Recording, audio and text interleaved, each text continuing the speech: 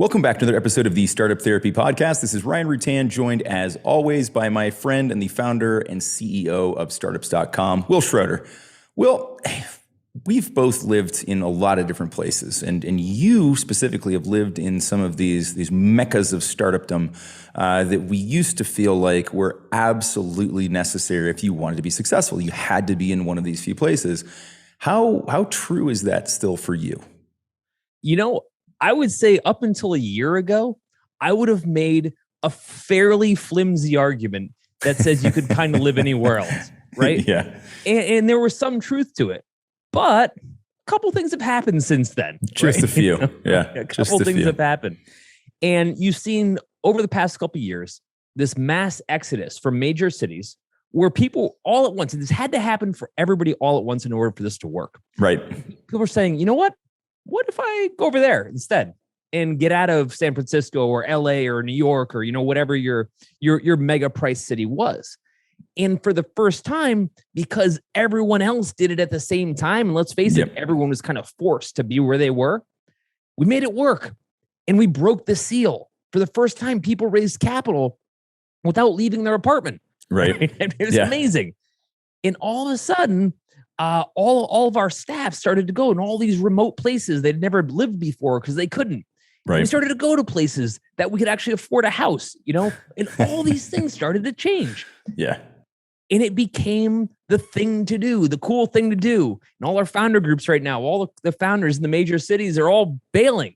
I've actually had, Ryan, one of our founder groups, SF-based founder group in San Francisco, every single person in the group has left the city. All right, so before we get into this next topic, I just want to let you know what we talk about here is like 1% of the conversation. Really this conversation is going on all day long online at groups.startups.com, where Ryan and I pretty much talk endlessly with founders about every one of these topics. So if by the end of this discussion, you like the topic and you want to dig into it a little bit more with Ryan and I, just head to groups.startups.com and we'll pick it up from there. Right. That's pretty telling, right? That's not a statistical anomaly, right? Yeah, that kind of gives you the lay of the land at this point. And to your point, it's ubiquitous now, right? And that was what we were missing up until this point, was the ubiquity of that. Yeah, we were starting to see more and more remote work creep into the workplace, but they still represented a minor percentage. And then all of a sudden, overnight, a switch was flipped and everybody was remote fully. And there was a lot of talk about whether that would reverse once things opened back up. And we're pretty well opened back up in a lot of places, and we're still not seeing the regression to the sort of tropes of the past, right? Where everybody's in an office together, and with good reason. Like a lot of people made permanent moves based on this, right? And I remember talking to a couple of people, a couple of founders, a couple of engineers, a couple of marketing folks, where they had decided to make permanent moves based on what could still have been interpreted as a temporary situation at that point. And so, you've got people on both sides of this equation, but it seems that the prevailing wind is blowing towards we're likely to be mostly remote for the foreseeable future, right? Which I think is exciting. That's a good thing. Yes. And let me point out, what we really need to get into today isn't big city versus little city or anything else like that, right? We just need to talk about the economics, right? The functional economics of what happens for the first time when you can leave a major city, go kind of anywhere else and do the same thing, right? And not have the loss. Because here's what I would say. If you had rewound back 5-10 years, right? Let's go back 10 years. Okay. My first move out to Los Angeles from Columbus, Ohio. Yes. It's beautiful in LA. It's great, but that's not why I moved there. I moved there because the only way I was going to be able to raise money for my venture was to go to the West Coast, right? It was like this rite of passage. You kind of had to do it. The investors were very clear. They said, look, if we're going to put money into your deal, are you going to be local? And I'm like, I guess I am now. Right. Like, I had like a beautiful house that we still live in to this day in Columbus. And we'd be starting a family in a few years after. Like I was pretty well rooted, and I still had to move. Right? Had to move. Right? Yeah. That's the biggest thing that got introduced into this equation, right? Which was that we went from not really having a choice to having these terms of where we would end up domiciling ourselves and our families and our businesses.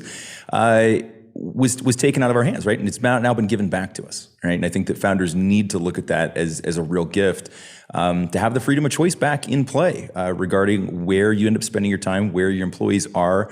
And, we did see, this is probably, if we go back 5 years, we started to see some level, it wasn't an exodus by any stretch of the imagination, but you did start to see some companies popping up in different locations, right? You've got Austin, you've got other secondary cities where there is a startup population, Miami, Chicago, and yet they were still concentrating their employees in one location, right? So you as the founder may say, like, look, I don't want to be in San Francisco. I want to be in Chicago.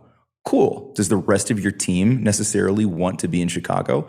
No. And I think that that's what this has really done for us, was open the discussion to say, look, everybody in the team can actually have some agency and choice over where they end up spending their lives, which I think we can all agree is fairly important. Yeah. The way I think about it, though, I don't think so much about is San Francisco a great city? Sure, it's a great city, right? But what I think about in these days and times, now that we have the latitude as founders to pick where we want to go, an expensive city, and I'm just labeling it as expensive city. No one can argue with that. It's like one of the most expensive cities. Yeah. An expensive city is a liability. Yeah, big time. That's what I want to talk through and kind of work through, is what is the liability incumbent now? As a founder, if I'm making that decision, what are some costs that I'm going to incur that honestly might not be worth it? They might not have an ROI like they used to. Right. In fact, not only am I going to put myself in a tough position as the founder, I'm going to drag all these other poor bastards with me. Right? Yes. All these other people that came to work with me. Yep. I'm putting them in the exact same situation by forcing them into this high cost situation that they may never be able to get on the right side of. So with that, what I would say, Ryan, the biggest thing we see first, that everyone sees first, is what is the cost of living there? It's the first thing. Everybody hops on Zillow, right? Yep.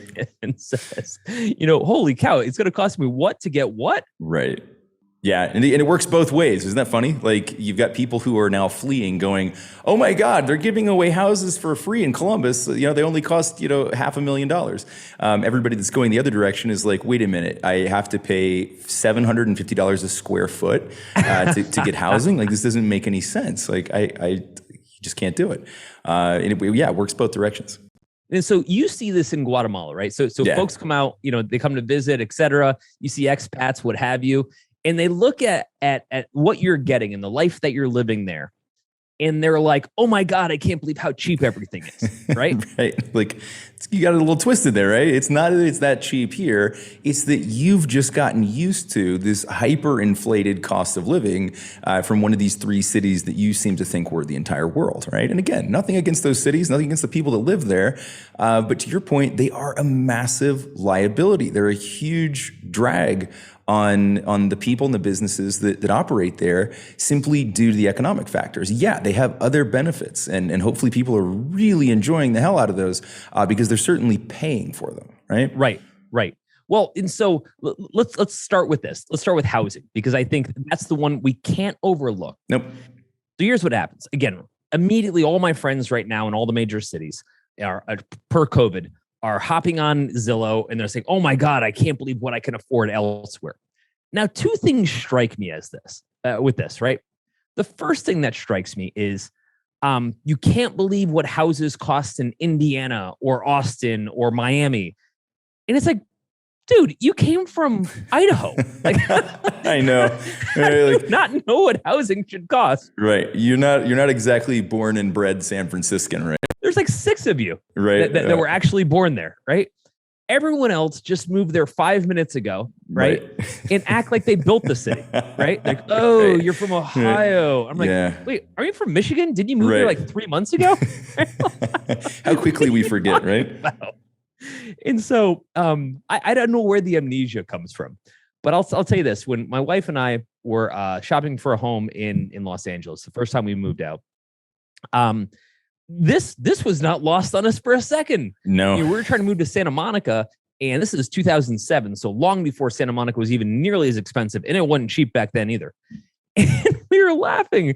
We're like, wait a minute, we're going to pay this much for an apartment, and it costs twice as much as our full home? Yeah. in Columbus, right? It's a Right. pretty nice home, right? It's like, this is nuts. And that was as cheap as it was ever going to get. And like all of a sudden, you get amnesia, right? You start shopping around a little bit, right? You're like, well, if it's $6,000 a month here, well, this other place is only $7,000 for only an extra $1,000, and then all of a sudden you're in like $11,000 a month, and you're looking around going, I'm still in an apartment. What the hell? That's right. What do I have to do not to share a wall with someone? Yeah, and heaven forbid I'm able to find a house at any price. I have like a tiny postage stamp of yard. Right. And it's here nor there, right? That is what it costs to be there. That used to be your price of admission. It's just not anymore. By the way, the prices are still what they are. Yeah. You just no longer have to pay. All I get is an apartment. Guess what? You don't have to live there anymore. Exactly. You don't have to pay that price of admission. Yeah, I think that, you made a good point, which is that these things used to buy you something. They used to be necessary, right? There were powers that be that deemed it such that you had to be in these places, and it trickled down, right? It went from the VCs and the angels telling people you got to be here, to then the employers saying, well, if you want to work in these high paying jobs, the most competitive, the biggest, fastest growing startups and companies in the world, you got to be in this city to do this. Right. And it just fed into this machine that then became, unnecessary at some point. I look at that kind of like, you don't put cattle guards on your cars anymore, right? We don't dig moats around our houses. Those became irrelevant, right? And to me, having to live in one of these cities, saying that we have to live in one of these cities to be successful as a startup or a founder, has the same, ludicrous appeal to me that those do, right? We just don't need those things anymore. It's not necessary. Nobody's dictating this other than some outmoded mentalities that I think are by and large only being held by the founders at this point, right? I don't know that there's a whole lot of VCs going, nope, got to be within a rock's throw of Sand Hill Road if you want us to invest in you. It's just not true anymore. And it used to be true. Just to be clear, it used to be true. Yeah. Oh, 100%. Right. And by used to, we also mean like what, 18 months ago. Yeah. Right? Back in the days of yore. Back in the olden days. Yeah, right. Look, I don't want to like pretend like cities don't have value, right? In other words, and I'm just saying purely from a business standpoint, right? There are more talented people there. There are more probabilities that you're going to run into somebody that you can network with. Most of my network comes from living in major cities, right? Yes, I get it, right? However, when I say, hey, the company is going to headquarter in a major city, what I'm also saying is, and so is everyone else, right? And again, this is where it gets a little bit gnarly. When I was in LA or in San Francisco, and I was looking around at what it would cost for my family and I to own a home, long-term, et cetera, it wasn't what it would cost us, although that was certainly top of mind. All I could think to myself is, man, I've been working for almost 30 years. Like, I put some money away, right?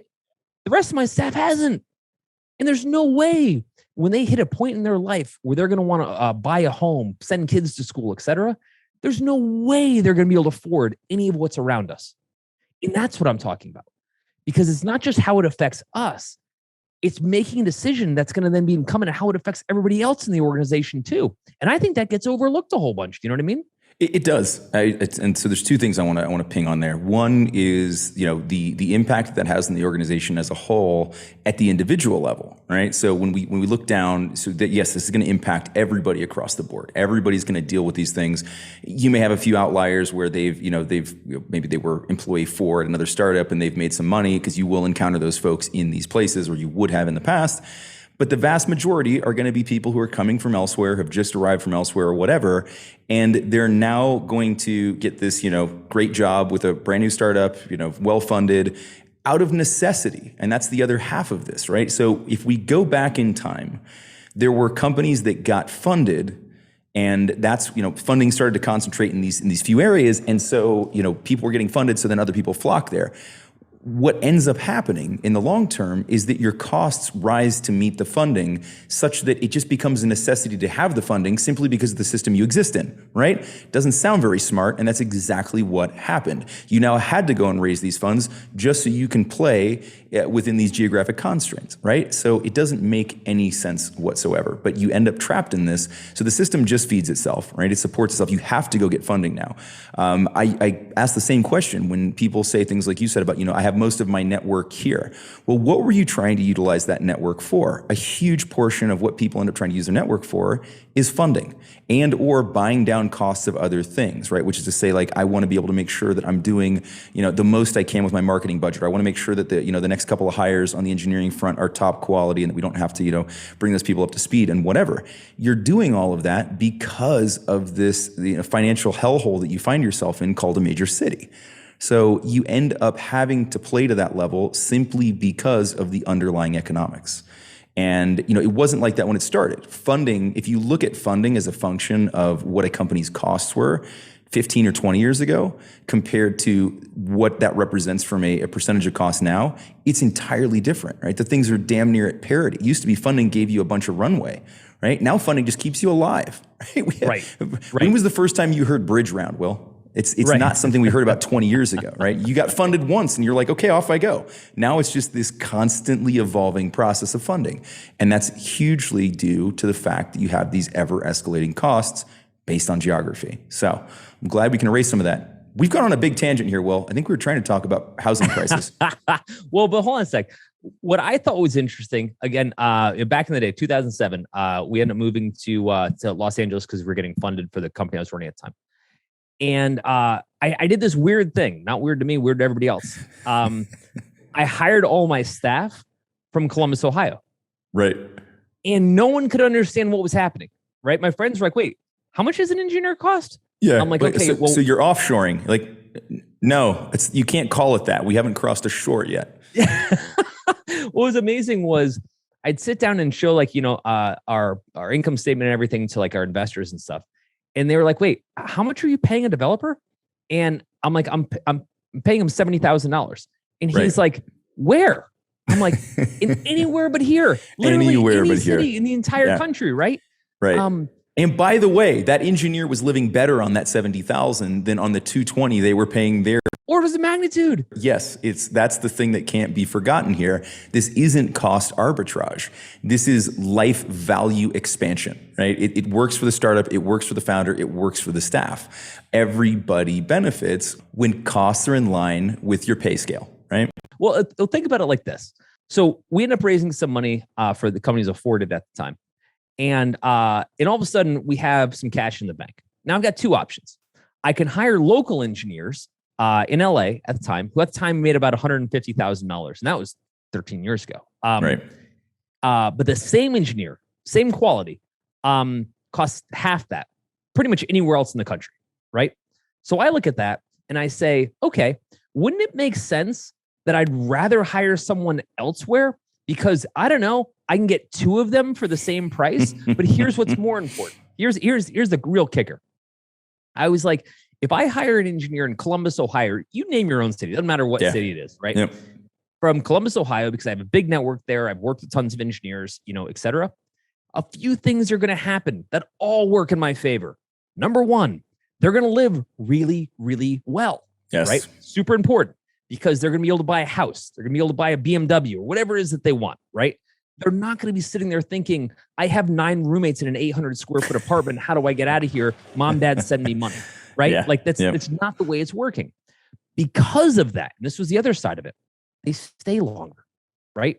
They're not job hopping every 6 to 12 months. No, they don't have to level up. Hence that everyone's like poaching them from each other because they don't have to move as much. Because they're living really well, right? Conversely, when I hire an engineer in LA or San Francisco or whatever, a couple things are working totally against me. Number one, their costs are so damn high just to live that $150K doesn't get them very far. All that money's gone at the end of the year, depending on how you live. Not easy to do or not hard to do to lose all that money, right? Second, now they're thinking, dude, if I want to buy a house out here, even a crap house, is $2 to $3 million minimum, right? And that's not even in a great area. Well, let's see what I would have to make in order to pay for that house, right? Well, it's not what I'm making for this company. This company's perfectly fine. Nothing wrong with this company. But now I have to go keep job hopping to go find that opportunity. Or I have to find a lottery ticket, right? Because the salary that I'm going to make as a developer, and developers are the highest paid people, right? Right. Isn't going to be enough no matter how long I work at it. in order to find a house or be able to buy a house. And that just feeds into that job hopping, right? So then it's like, I'm just looking around trying to figure out which one's most likely to pay back on that, right? Which one is likely to exit? I'm going to move around. I'm going to keep hopping until I land on that one, right? Which just leads to this, kind of transient nature of employment in some of those cities. And it's rough, right? So we see that driving some of that behavior.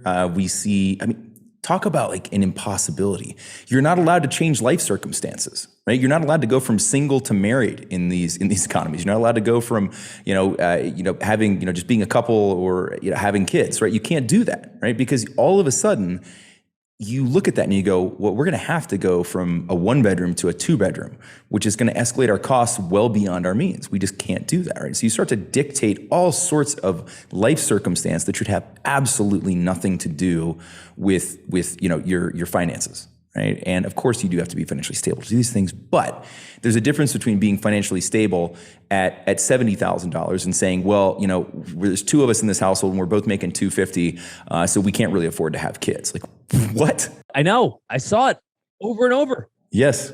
Now, here's what happens though. The moment we take our cash, whether we've raised money or let's say, our sales. Yeah. The moment we take that and we hire people in a reasonably priced city, right? We've just 2x'd that capital. We've 2x'd every sale. Yep. It acts as a multiplier.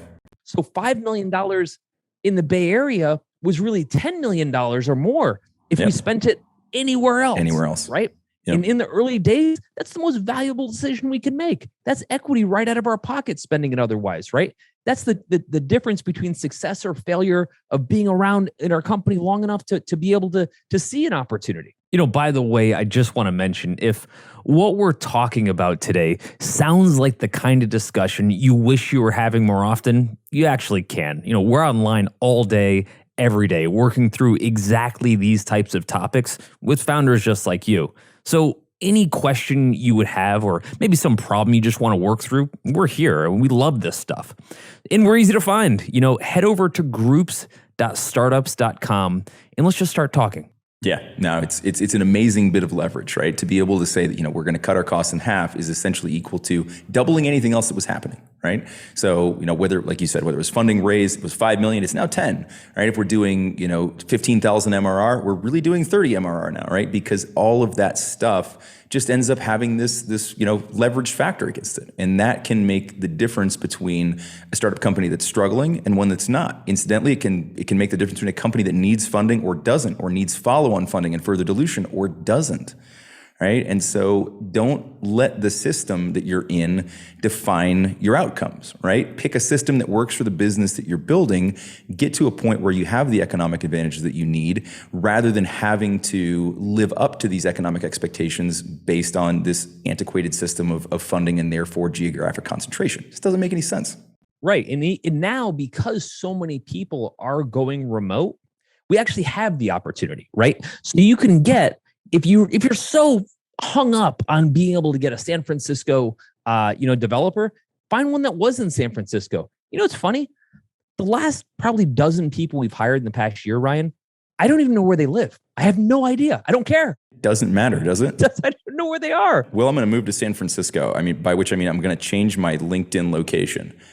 And there, just like that, I'm in San Francisco now. And so the way I look at it, though, is we've always, we've been a pretty remote company, as it were, for 10 years. Yeah. But the way I've always looked at it with the different folks in the organization was maybe where we want to be isn't where they want to be. Forget price for a second, right? Let's just zoom out for a second. Let's forget all about price. And let's look at it from the standpoint of when COVID hit and all of a sudden our staff could really, really go anywhere. They did. Yes. They went all kinds of places. They sure did. Yep. And that was awesome. And it turns out that if given the opportunity, most people don't necessarily only want to live in an expensive city, right? Like I said, they want to live near a beach or they want to live in a mountain. They want, there's so many other places they want to go. They want to go back to their hometown because they loved it there, right? You name it. And maybe they love it for their career, but let's say they have a spouse now and their spouse doesn't feel the same way. The spouse is like, I want to go back to where I was from, right? For the first time, kind of in history, our jobs don't have to be a parochial thing, right? And as founders, we need to think about that. we need to think about, man, it's really expensive for me to be able to, or to force everybody to say, you have to be here. You have to either be in the office or be in this location, et cetera. And if I force that decision, by the way, I just don't have to anymore. But if I force that decision, not just about me, right? Yep. It's also about everybody else. And I think that's a real challenge. Yeah, I think there's still, it's going to take time to let go of some of this. I know I get a mixed bag in terms of response to this when I'm talking to founders who either are already running companies or working on building. You get kind of mixed results. Some of them are really happy that they can now have this geographic diaspora and have people wherever they want to be, and that they're no longer limited. Those tend to be the people who are outside the big cities. I've heard some complaints recently from people who are in the big cities where, the labor force is fleeing, the other companies are moving out, they're able to be more competitive. And it's like, well, of course they are, right? So why are you fighting this versus embracing it? And they have their reasons, right? Some people just, don't like the remote environment. They'd rather have people in a room with them. I get that. That's fine. But I think at this point, you're going to have to accept that as a potential competitive disadvantage on a lot of levels, right? Being able to attract the best talent now, right? You're seeing it everywhere. If a job is remote possible, that's listed very clearly now. And it used to be something that would get put down kind of in the byline as a maybe, because companies didn't prefer it. They might be willing to do it under the right circumstances, but now it's kind of table stakes, right? So if you're not offering remote and people are like, ooh, well, I'd have to move to Austin for that, and or I can only target people who are already in Austin, you're immediately limiting the size of the pool that you can hire from, right? You're also fixing your costs in a lot of ways, right? Because you're going to have to go with the market there, right? And if you're not only selling to people in Austin, right? If you've got a business that spans the U.S. or the globe or whatever, your economics externally are different than your internal economics, and this can lead to huge issues. Right? Like we just can't seem to get above our costs. Well, have you thought about changing your costs? Right, People right, just don't. agreed. They resist it. But to your point, it's now possible, and it's not even just possible. It's the probability, right, that you will be hiring remotely, and that you can and should be doing that for all the reasons you've just discussed. Right, putting that power back into people's hands is so important to let people live the way they want to live. Right, we became founders because we wanted to build companies the way we wanted to build them. So it's a bit ironic or hypocritical that we say, yeah, I'm going to build this the way I want to build it, but everybody else who's along for the ride is going to have to kind of live within my frame for what life should look like. It's interesting though. We had kind of a hack to this, a best of both worlds, if you will. And I think it's important that we talk about this. When I had moved out to Santa Monica, in Los Angeles, the teammates that were still here in Columbus, Elliot was one of them, and they were like, okay, when are we coming out? And at first I was like, oh, it's gonna be great. You're gonna come out in a few months, and and we'll start it out. And all the other team members were trying to figure out where they might live in LA. Yep.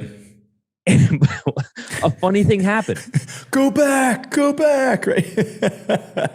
After like a few months, I was like, guys, I got to be honest. Like, you're good. Like, you signaled the retreat. Yeah, you're like, we don't need to move everybody here. Yeah, right. I need to be here. You don't. Right. And so we learned this thing that so long as the founder or somebody from the founding team, whatever it looked like, had the presence and could do the meetings and do whatever needed to be done, no one actually cared where anybody else was, right? And so I'd go into meetings, I'd be pitching VC, like, hey, where are you based? We're based in Santa Monica. End of discussion, right? No one cared whether or not 10% of the team was in Santa Monica, 90%.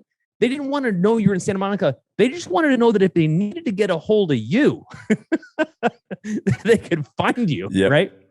And investors do not get on planes, generally speaking. They'll say they do, but they're very comfortable with people coming to them. And so a lot of that had to do is, do I have to get on a plane to come find you? And if you're in BFE somewhere, not the top of my list of things to do. That's usually where the question came from. But what we found was when we were growing startups.com, so a few companies later, we really wanted to be in a couple major cities because we wanted access to founders. We were looking to do acquisitions. We weren't raising capital, so that wasn't on the table. But there was a lot of things we wanted to do. And at the time, this is like 5-10 years ago, the way to do it is you had to be there. So we came up with a plan. I'll go. You guys stay right where you are. Yep.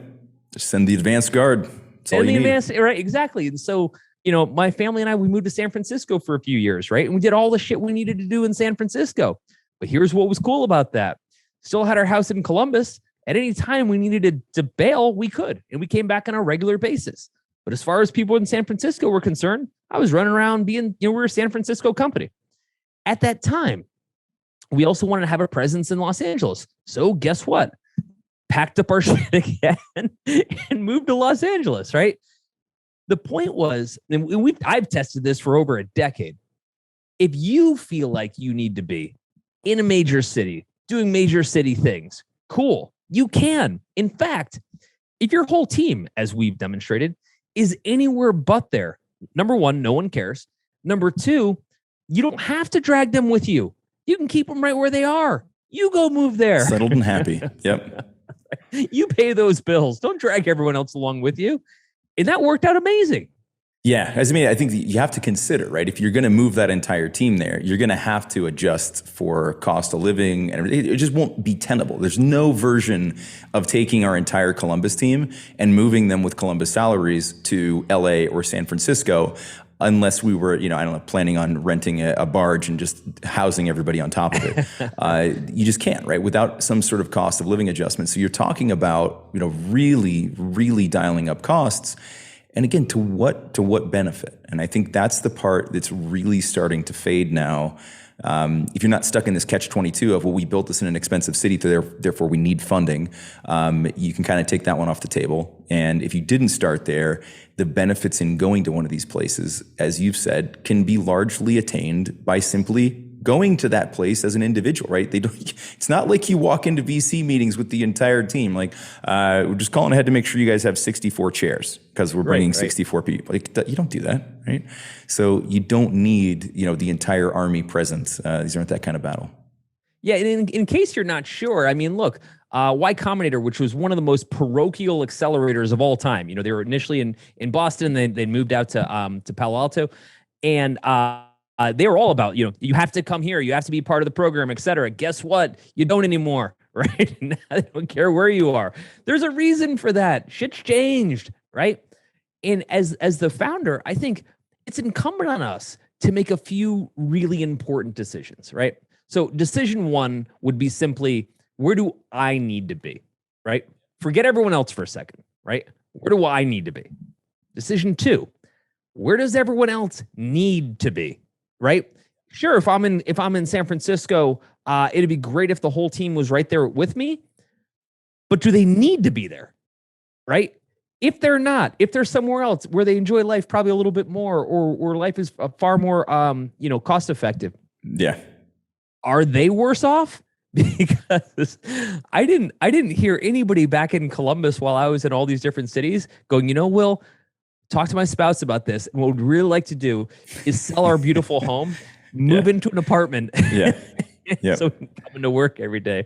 That conversation came up never. You know what I mean? No, not even once. Yeah. I think that's the thing, right? Again, a lot has changed in the last couple of years. Not that it couldn't have changed before that, but it took this cataclysmic event to force people into doing it, to see some of the benefits, right? We've been doing this for quite a while. We were ahead of the curve through some purpose and some accident, and just decided that, we'd be more flexible. And we were kind of on the leading edge of that. But now that everybody's following along behind, it's becoming more and more apparent how valuable that was to even the growth of our company. I look back at it and I can say, like, how different we would have been, how different we'd be right now, if we wouldn't be doing this podcast, right? I think we've talked about this once before. If we'd taken on investment dollars, which that would have forced us to do, we wouldn't be doing this podcast because they'd be asking us, why are you doing that? Is it a major acquisition engine for you? Are you getting, tons and tons of following? No, we're just doing good for our community and we like that.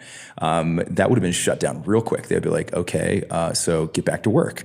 And so, it would have inextricably changed the course of the company. We'd have had to make very different decisions had we gone to a major metro to build this thing. And I'm really glad that we didn't. And if you're in a city, by this point, if you're in any major city, you've already done all the math on what it would take to leave. What we're telling you is, I lived in two different versions. I lived in California and in Ohio for 10 years at the same time, which means every 3 weeks, my family and I would get on a plane and we'd live in our house in Columbus, in Ohio, or we'd live in our house in San Francisco or Santa Monica or Beverly Hills, where we lived at the time. And as far as folks were concerned, they knew that we traveled back and forth, but our kids had friends in both cities. Our kids went to school in one city and then the other.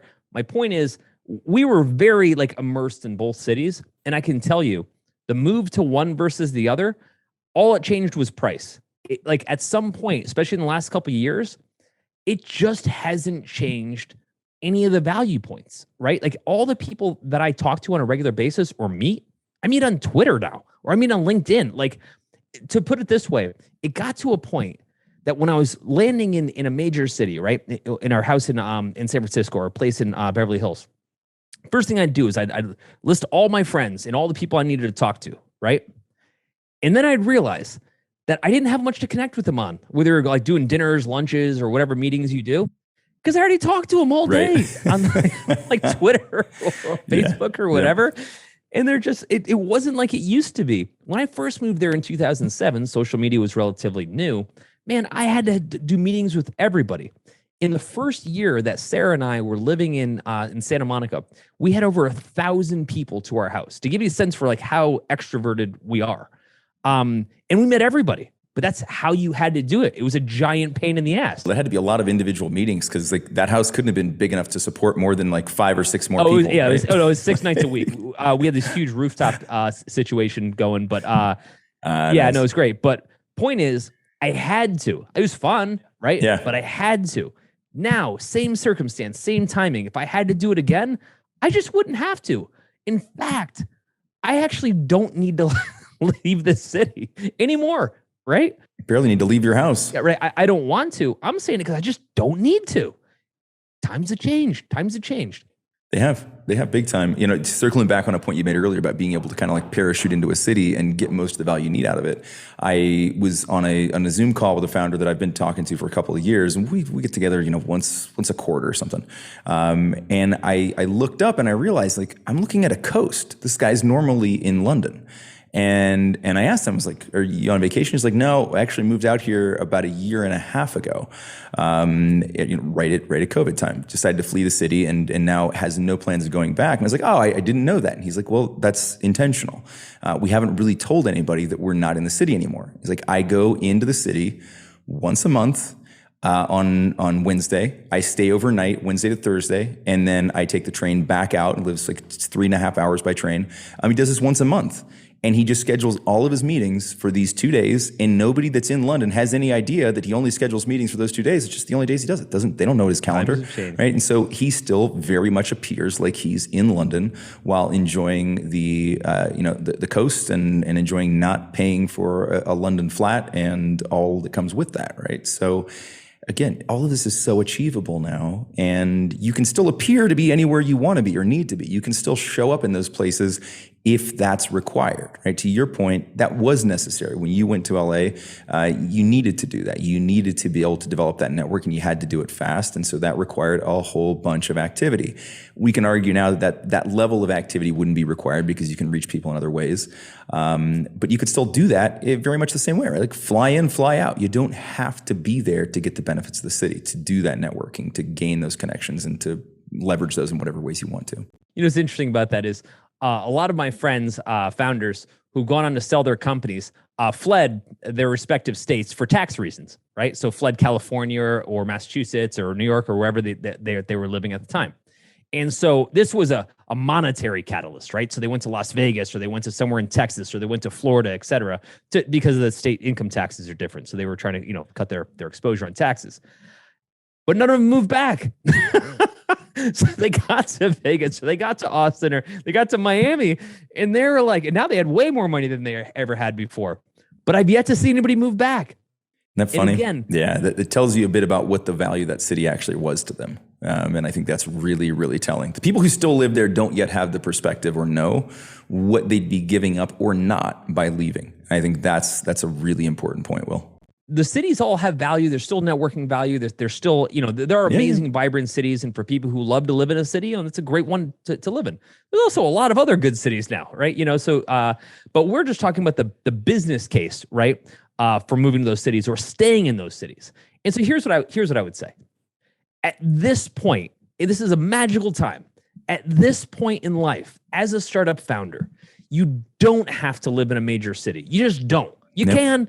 You don't. If you do have to live in one, you can go live in one, right? But there is just no longer a strong case, a repeatable case to be made that you need to drag your entire company, your cost structure, and all your poor employees to that city in an overpriced way, in a way they'll never be able to get ahead for what'll now be a fraction of the benefit that it ever had before. Exactly. All right, so that was fun, but let's actually keep this conversation going. You've heard what we think about this, but Ryan and I would really like to hear what you think. And we're online like all day long, pretty much talking about every startup topic you could think of, from fundraising to customer acquisition to just really how to get all of this crazy startup stuff out of your head. And there's tons of other founders just like you. They're weighing in on these topics, so you'll get a chance to just hang out and meet some really smart founders. We're also super, super easy to find. You head over to groups.startups.com and let Ryan and I hear what's on your mind. Let's get to know each other a little bit, and let's just start having more of these conversations.